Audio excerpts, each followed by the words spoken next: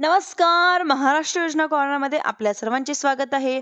आजच्या व्हिडिओच्या माध्यमातून आपण बघणार आहोत की पीएम किसान सन्मान निधी योजनेअंतर्गत संदर्भातील एक महत्त्वपूर्ण अपडेट आपण आजच्या व्हिडिओमध्ये बघणार आहोत. त्याआधी तुम्ही जर माझ्या चॅनलवरती पहिल्यांदा आला असाल तर चॅनलला लाईक, सबस्क्राईब आणि शेअर करायला विसरू नका.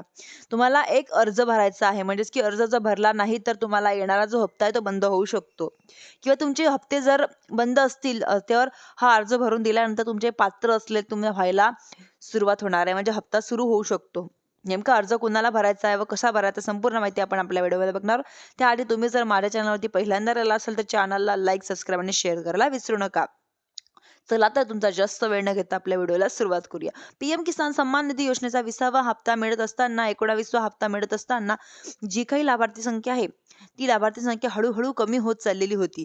परंतु हा पीएम किसानचा 21वा हप्ता वितरित केला जात असताना जवळपास 2,48,326 लाभार्थी हे योजनेमधून बाद झाल्याची निष्पन्न झालाय. म्हणजेच की आता हा हप्ता वितरण करत असताना घटलेली जी काही हप्ता वितरण होतं ही संख्या आता आणखीनही घटण्याची शक्यता आहे. पीएम किसान सन्मान निधी योजनेच्या फिजिकल व्हेरिफिकेशन नावाची बाब सुरू असल्याची आहे. म्हणजेच की आता एकाच कुटुंबातील एकापेक्षा जास्त लाभ असलेले व जमिनी विकून दुबार लाभ घेणारे म्हणजेच की असतील त्यांना मयत झालेल्या लाभार्थ्यांना पुढे वारसदार असतील किंवा अशा बऱ्याच साऱ्या लाभार्थ्यांना संशयास्पद लाभार्थ्यांना यांच्यामध्ये कॅटेगरीमध्ये असलेल्या लाभार्थ्यांना व जनरेट करण्यात आलेले आहे. म्हणजेच की 12वा हप्ता, 18वा हप्ता, 19वा हप्ता या हप्त्यापासून आणि 20-21च्या हप्त्यापासून हप्ते बंद झालेले आहे. म्हणजेच की आता हप्ते बंद होऊ शकतात आणि संशयास्पद लाभार्थ्यांच्या जी काही नाव आहे ती यादींमध्ये आता माध्यमातून लाभार्थ्यांना फिजिकल व्हेरिफिकेशन करायचे आहे. फिजिकल व्हेरिफिकेशनसाठी जी काही प्रक्रिया आहे ती कृषी विभागाच्या माध्यमातून पार पडली जात आहे व लाभार्थ्यांना आता व्हेरिफिकेशन करून घ्यावे व यांच्यासाठी कृषी विभागाच्या माध्यमातून अर्ज भरून घेतला जात आहे. म्हणजेच की आता कृषी अधिकाऱ्यांकडे तालुका स्तरावरती कृषी सहाय्यक जे काही अधिकारी असतील त्यांना अधिकारी त्यांच्यामध्ये यादी असलेली जी काही नाव आहे ते लाभार्थ्यांना शेतकरी असतील किंवा शेतकऱ्यांचे त्यांच्या नाव, शेतकऱ्यांचे गाव, गट नंबर, तालुका, आधार नंबर, मोबाईल नंबर, शेतकऱ्यांचा फार्मर आयडी. आता बऱ्याच साऱ्या शेतकऱ्यांच्या पूर्वी गटांमध्ये एकाच गटांमध्ये सामायिक शेतकरी असल्यामुळे सुद्धा बऱ्याच साऱ्या शेतकऱ्यांचा हप्ता बंद झालेले आहे व फार्मर आयडी या ठिकाणी जोडला आणि या ठिकाणी वेगवेगळ्या असतील किंवा लाभार्थ्यांना फेरबदलाची सर्व माहिती आता शासनाला ऑनलाईन पद्धतीने मिळणार आहे. फार्मर आयडी एका रेशन कार्डवरती लाभ घेत असणाऱ्या शेतकऱ्यांची संख्या आता रेशन कार्ड आणि कुटुंब ही व्याख्या. रेशन कार्डवरती समजा 3 लाभार्थी असतील तर ते 3 एका कुटुंबातील नाहीत, तर एका कुटुंबातील म्हणजे पती पत्नी आणि त्यांचे 18 वर्षाखालील मुलं अशा प्रकारची व्याख्या आता होत एका कुटुंबातील एकापेक्षा जास्त लाभार्थी पात्र नाही. परंतु आता एका रेशन कार्डची अट नाहीये.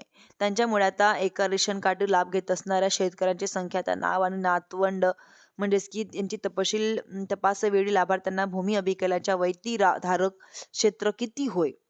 म्हणजेच की आता भूमी मधील सादर क्षेत्र आणि 1 फेब्रुवारी 2019 पूर्वी धारण केलेले होय व हे कृषी सहाय्यकच्या माध्यमातून टिक केलेले लाभार्थी संवैधानिक पद धारक केलेले असणार. म्हणजेच की आता माजी खासदार, महानगरपालिकेचे महापौर, जिल्हा परिषद अध्यक्ष वगैरे या ठिकाणी लाभार्थी केंद्र शासनाच्या, राज्य शासनाच्या कुठे सेवेत आहे व सेवानिवृत्त आहे व आता स्थानिक स्वराज्य संस्थेचे अधिकारी, कर्मचारी व चतुर्थ श्रेणी गट ड कर्मचारी वगळून आहे. असा गट ड कर्मचाऱ्यांना पीएम किसान हप्त्याचा लाभ घेता येतो. लाभार्थ्यांनी मागील 5 वर्षात 2 वेळा आयकर भरला आहे का? लाभार्थी निवृत्त वेतनधारक व्यक्ती असल्यास त्यांना मासिक निवृत्ती वेतन ₹10,000 त्यापेक्षा जास्त आहे का?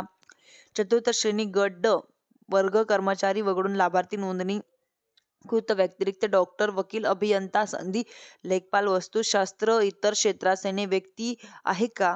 या लाभार्थ्यांना म्हणजेच की पती पत्नी 18 वर्षाखालील आणि त्यांचे दाम्पत्य आधार कार्ड हे कुटुंब 7/12 शेवटचा महिना असला त्यांच्यावरती पीक पाहणी किंवा काही फेरफाराची नोंद असतील. 1 फेब्रुवारी 2019 पूर्वी जमीन नोंदणीचा फेरफार जर एखाद्या लाभार्थ्यांच्या तशा प्रकारे फेरफारामध्ये जर बदल बाद झालेला असेल तर झेरॉक्स फार्मर आयडी व फार्मर आयडीचा नंबर मेन्शन करावा लागणार आहे.